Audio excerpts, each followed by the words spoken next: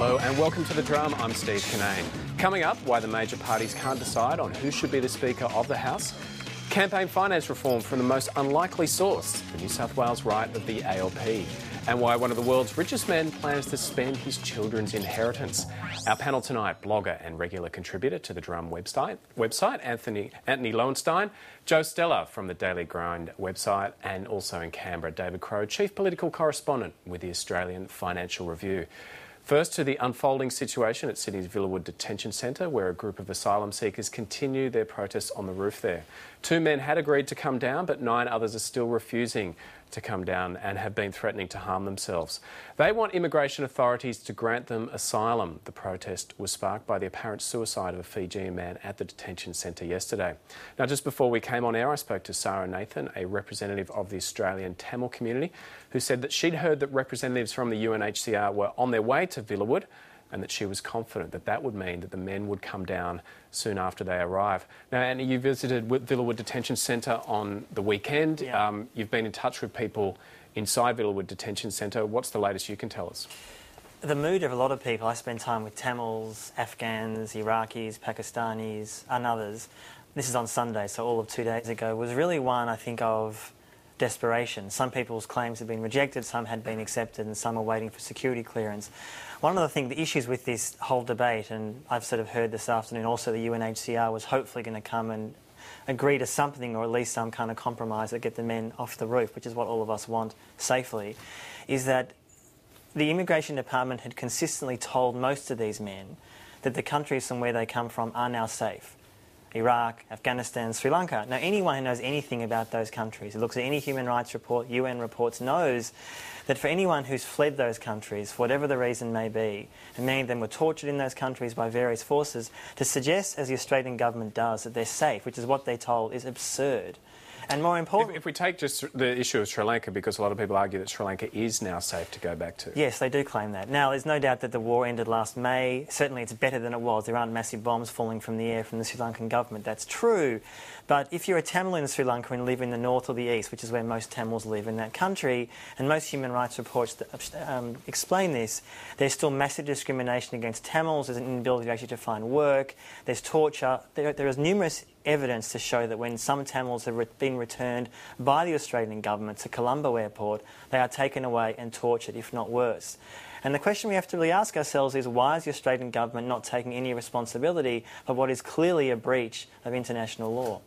Anthony, on the issue of Villawood Detention Centre, I mean, one of the things that surprised me is that so many people have been able to get on the roof. We saw it start with only, I think, about somewhere between 2 and 4 people.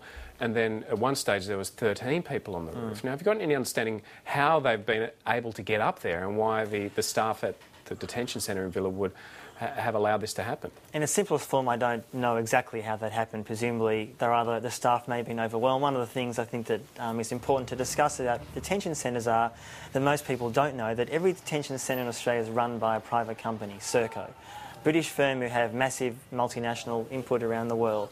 And there's incredible amounts of evidence, both from Australia, the UK and elsewhere, when this company runs private detention centres or private prisons, especially in the UK and here too, great deal of discrimination and abuse happens. And yet when the Australian government is asked about this, they either defer to Serco, and Serco defers back to the Immigration Department. There is no accountability of the whole nature of privatisation of detention centres. And I think most Australians, and in fact the media, are rarely in fact even asking when, for example, last week we were told Curtin was going to expand. Who's going to run that? Serco is going to run that. Who's going to run the centre in the Cape York? Okay, I want to go to David Crowe on that. David, how do you think that the government has handled this? I think it's a very difficult situation where you have a suicide. The government cannot be seen to be responding to a suicide threat from somebody who's in detention. So the government today, I think, is responding in as well a fashion as it possibly could. Now, looking at the bigger political picture on this issue, I think we're looking at a situation where Labor knows pretty much that one reason they're in government is because they've begun to take a firmer line, a tougher line on asylum seekers. And it's very difficult now for them to relax their position on that or to modify it. I was very interested to see the images a moment ago of CFMEU, the union members participating in the protest outside the Villawood Centre. We could be looking at a debate within Labor about its detention policies. This could end up being a test for Julia Gillard's commitment to have a more open debate within the Labor caucus, where caucus members could stand up and seek to influence the government policy on this. But the bottom line for the government would be very difficult for them to soften their position on asylum seekers when that policy was one of the reasons they feel they held on to power. Joe, your response to what's been going on at Villawood and the political ramifications of it? Well, I certainly worry what's going to happen to detention centres after this crisis at the moment is resolved. For genuine asylum seekers coming into Australia, each successive wave of them is facing detention centres that are more and more like prisons. And it's because of this sort of behaviour. What is Serco going to be asked to do? They're going to be asked to make sure that we don't have this sort of situation happening again, and that means basically a prison-like environment, even more so than it is today. I mean, we saw under the Howard government that detention centres went from being, secure reception centres all the way through to being quasi-prisons now. They're being run by companies with expertise in running prisons. Now, with this sort of stunt, it's going to have to get closer and closer until it is indistinguishable from a prison. So the actions of these men is only going to hurt other asylum seekers, perhaps genuine asylum seekers, in future. Anthony, can you see a backlash? From the public, you mean? No, not from the public, but to those inside the detention centres, that things will get tougher, that they'll be under more scrutiny and, like Joe is suggesting. If history is any guide, I fear that maybe.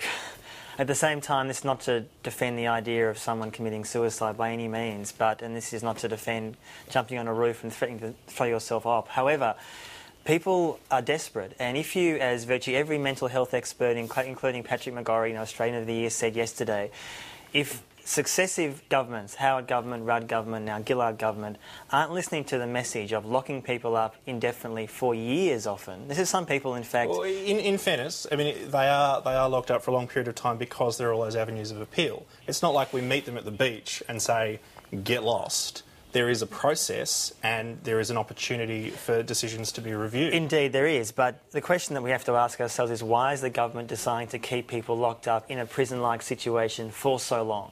I'm not suggesting, and most people I know who are involved in the refugee community, so to speak, aren't saying anyone who comes and claims asylum should just be let into the... I don't believe that. It should be checks and balances. I've got no problem with that. A month, 2 months, however long it takes. But this is not about that. This is about punitive, vindictive action to try and keep, the public away from seeing what goes on, which is what that Pacific solution was all about. And if the Gillard government's successful in opening up something in Nauru, Timor, I noticed PNG put their hand up today for it as well, this will have exactly the same effect, to locking people up indefinitely. Okay. That's the point. David Crowe, I want to ask you about the comments made by Professor Pat McGorry, the Australian of the Year. He's previously said that the detention centres are factories for producing mental illness, and he's today called for a bipartisan review of immigration detention centres. Are we likely to see something like that, some kind of review? I know the Greens have called for something similar. I think that there's actually a reasonable chance of a bipartisan review. But we're now looking at a situation where these kinds of issues go to the floor of the Parliament. So instead of seeing a government review, I think that the likely option is a review by the Parliament. And we've got the Greens wanting a review.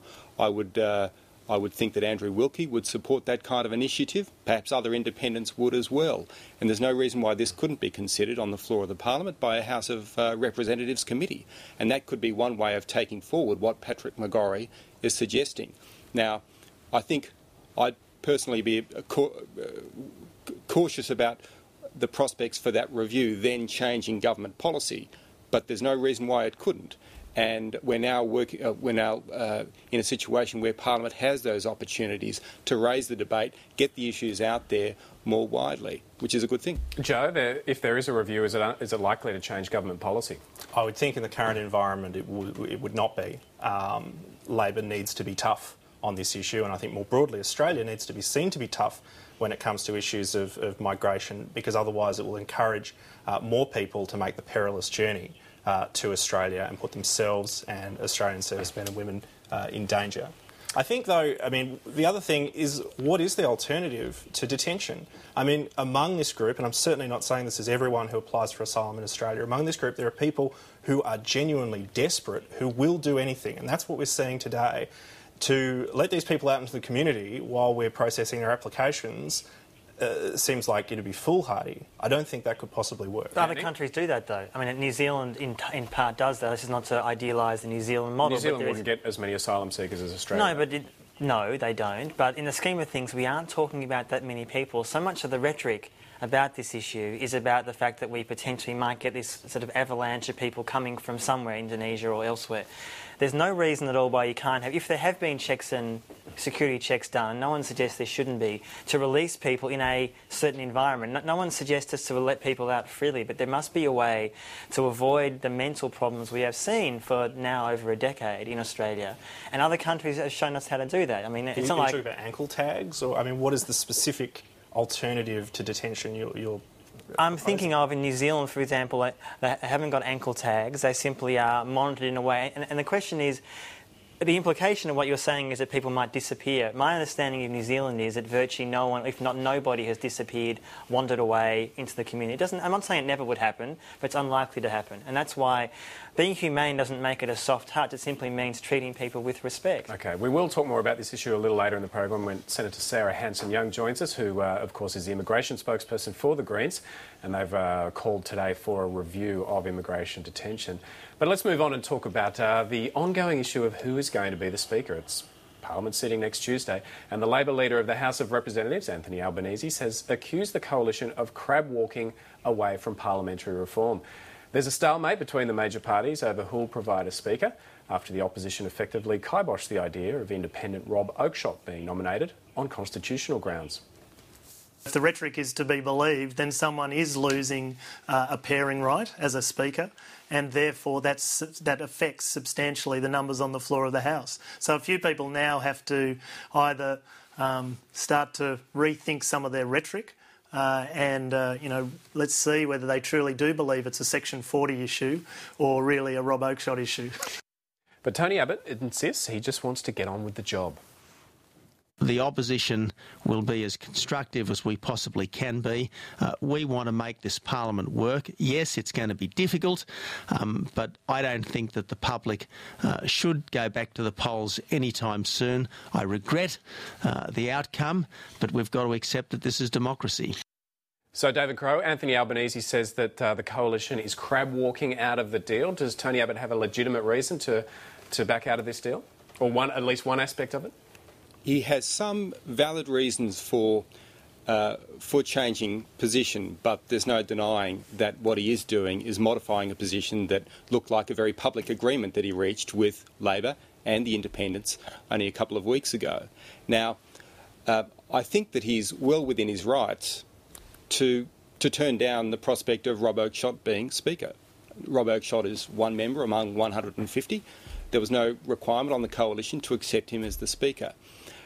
And the argument about the Constitution, the fact that the Constitution says that the Speaker does not have a vote on the floor of the Parliament, only a casting vote from the Chair, there is some merit to that argument because a pairing arrangement could be seen to be not being in the spirit of the Constitution. It's a very fine legal argument to get into there. I think the problem for Tony Abbott is that if he's walking away from an agreement that was reached only a few weeks ago, the question is whether he's playing a constructive role in the Parliament or not. And there is that risk that he'll lose some or raise some concerns in the community about his approach to the Parliament. Now, this holds some dangers, I think, for Tony Abbott because it was only, I think it was last week that he talked about the prospect of a change of government on the floor of the Parliament. If he wants a change of government on the floor of the Parliament, he needs to love the independents to death, not renege on deals that he might have reached with them. So there is a problem there for Tony Abbott in the way that he handles this. Joe, is that a problem for Tony Abbott? Well, look, they should have thought ahead to the point